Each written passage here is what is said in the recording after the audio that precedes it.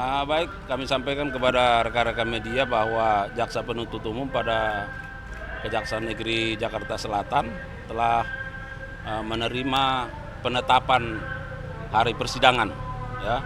Kalau tidak salah nomornya itu nomor penetapan nomor 70 tahun 2024 yang persidangan perdananya akan dimulai pada tanggal 14 Agustus, tepatnya hari Rabu, ya, tahun 2024 di Pengadilan Tipikor Jakarta Pusat.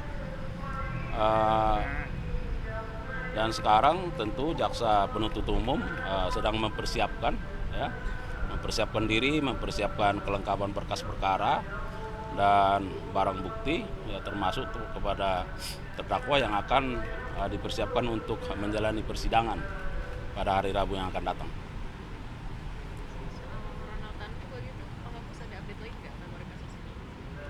Nah, terkait dengan Ronald Tanur yang ada di Kejaksaan Negeri Surabaya, yang pertama bahwa benar Jaksa Penuntut Umum kan sudah mendaftarkan dan sudah menandatangani akte pernyataan kasasi, kan.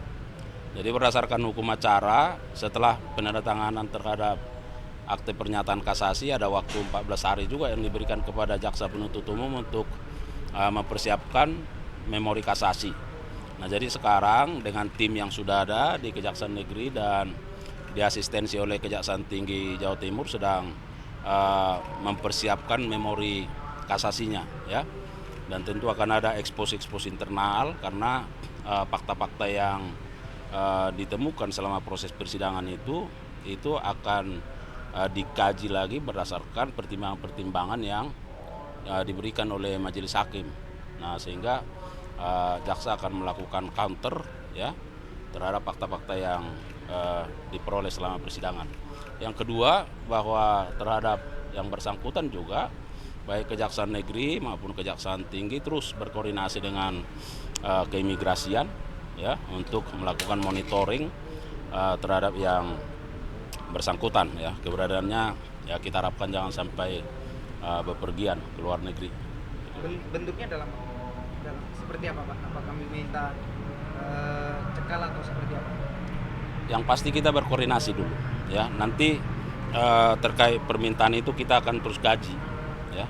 Kita sedang kaji di sini, ya, karena memang ada permintaan dari Kejaksaan Negeri, ya. Tapi kami tetap melakukan koordinasi dan monitoring terhadap yang bersangkutan. Tapi permohonan pencegahan yang udah dikabulkan dari imigrasi udah oke dicegah keluar negeri 6 bulan, ya, Pak? Nah, itu yang saya bilang tadi, kita sedang melakukan kajian. Nah, kalau menurut kita akan ajukan, ya, kepada imigrasi nanti seperti apa kita lihat, ya. Soal 10 jaksa yang dipanggil kembali udah ada penggantinya belum, Pak? Nah, terkait dengan 10 orang jaksa yang ditempatkan KPK selama ini, ya, per hari ini barangkali beliau-beliau itu menghadap secara administrasi di Biro Kepegawaian. Nah, itu update-nya, ya. Dan nanti terkait soal pergantiannya tentu melalui proses dan mekanisme yang terus dibicarakan antara KPK dengan Biro Kepegawaian kita. Karena seperti apa profil, ya, yang dibutuhkan oleh KPK, tentu itu kan akan menjadi pertimbangan kita bersama, ya. Kita tentu akan memberikan jaksa-jaksa yang terbaik, ya, sesuai dengan harapan dari KPK. Kita tunggu saja bagaimana koordinasi juga yang dilakukan oleh Kesekjenan KPK dengan Biro Kepegawaian dalam rangka pemanggilan kembali terhadap 10 jaksa ini. Biro Kepegawaian KPK apa Kejagung, Pak, hari ini? Ketemunya sama Biro Di kita, di Kejagung. Iya. Nah, itu yang menghadap itu yang kemarin diganti atau yang barunya? Yang dipanggil kembali.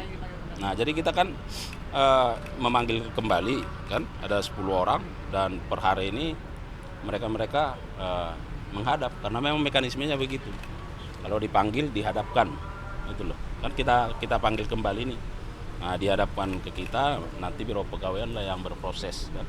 Nanti bagaimana pengisiannya tentu berkoordinasi antara kesekretariatan KPK dengan kita. Mungkin ada syarat-syarat yang dibutuhkan seperti apa, baru dilakukan proses itu. Itu berarti kalau untuk yang menggantinya prosesnya lelang atau pengajuan sih Pak? Sifatnya pengajuan, tapi kan ada syaratnya dari KPK, ya kan, misalnya apakah soal pangkatnya, pengalamannya, ya kan. Nah tentu kita akan pelajari itu, dan yang pasti kita akan memberikan anggota-anggota yang terbaik lah, ya, jaksa-jaksa terbaik ke KPK. Pak, tapi penegasan kalau penarikan itu tuh bukan terkait dengan kisruh penanganan perkara antara Kejagung dan KPK kan Pak? Oh enggak ada yang kisruh, ya kan. Wah, teman-teman lihat kan angin kencang baik, ya kan, sejuk.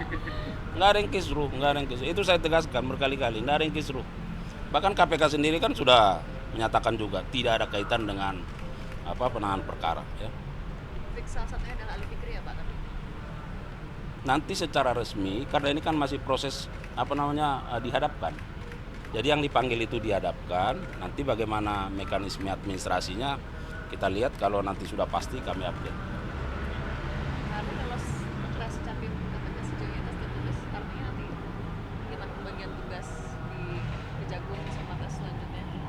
Mengalir aja kan, biasa itu, ya kan.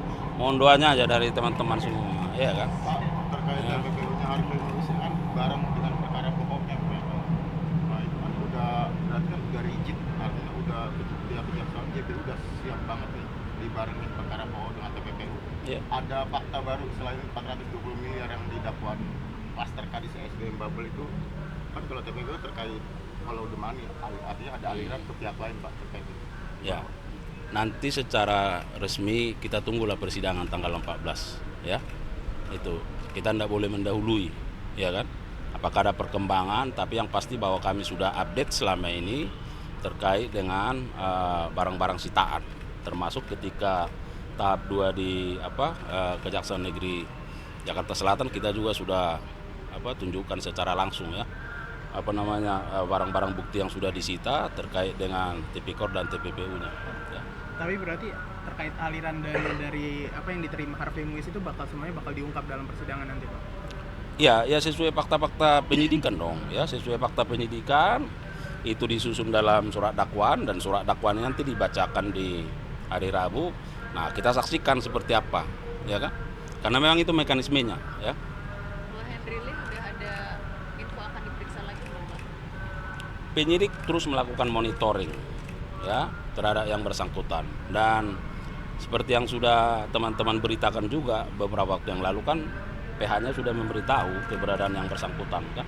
Nah kita harapkan kalau kondisi yang bersangkutan sudah semakin baik, tentu akan ada koordinasi antara penyidik dengan PH-nya, ya. Nanti menunggu kesehatannya baik dulu baru dipanggil ke sini, Ya. penyidikan ke sana.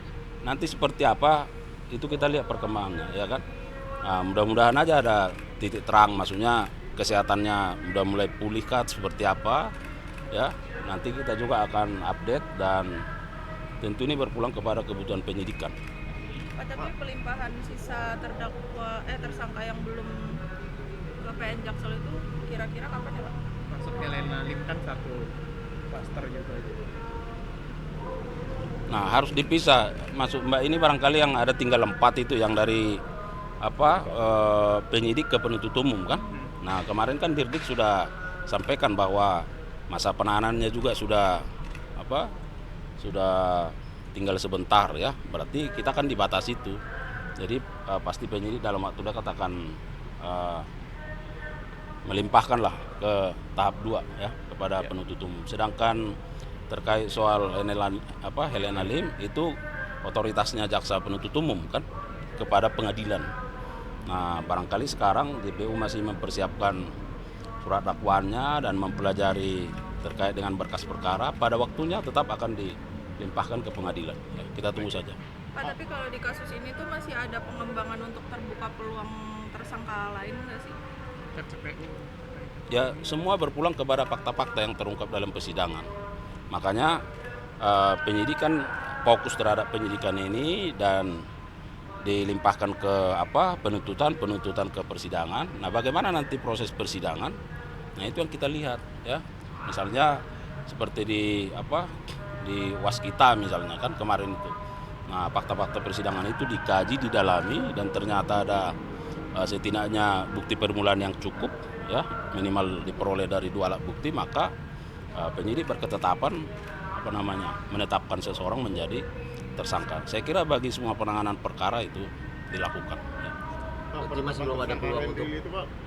belum ada peluang untuk membuka kasus baru TPPU nya, Pak. Ya, kita sekarang masih fokus terhadap masih ada 4 yang sedang diupayakan pemberkasannya bisa cepat, ya.